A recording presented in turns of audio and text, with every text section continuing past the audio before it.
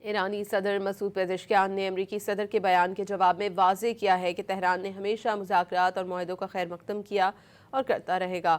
وعدہ خلافیاں، ناکہ بندی اور دھمکیاں مذاکرات کی راہ میں بڑی رکاوٹیں ہیں۔ دنیا آپ کی مسلسل منافقانہ بیان بازی اور قول و فعل میں تضادات دیکھ رہی ہے۔ ایرانی پارلیمنٹ کے اسپیکر باقر کالبوف نے باور کرایا کہ سیز فائر کی سنگین خلاف ورزیوں کے ساتھ آبنائے ہرمز کھلنا ممکن نہیں۔ دہری ناکہ بندی کے خاتمے کے ساتھ ہی جنگ بندی مکمل ہو سکتی ہے۔ تمام محاذوں پر صہیونی جنگی جنون بھی رکنا چاہیے۔ باقر کالبوف نے یہ بھی کہا کہ دشمن نہ طاقت سے اہداف حاصل کر سکا اور نہ دوست دھمکیوں سے کر سکے گا۔ ایرانی قوم کے حقوق تسلیم کرنا ہی آگے بڑھنے کا واحد راستہ ہے۔ ایرانی صدر مسعود پزشکیان نے امریکی صدر کے بیان کے جواب میں واضح کیا ہے کہ تہران نے ہمیشہ مذاکرات اور معاہدوں کا خیر مقدم کیا اور کرتا رہے گا۔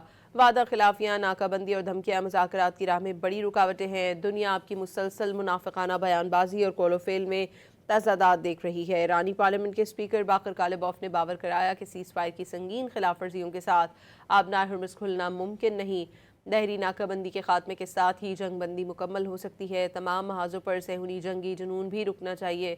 باقر کالبوف نے یہ بھی کہا کہ دشمن نہ طاقت سے اہداف حاصل کر سکا اور نہ دوست دھمکیوں سے کر سکے گا۔ ایرانی قوم کے حقوق تسلیم کرنا ہی آگے بڑھنے کا واحد راستہ ہے۔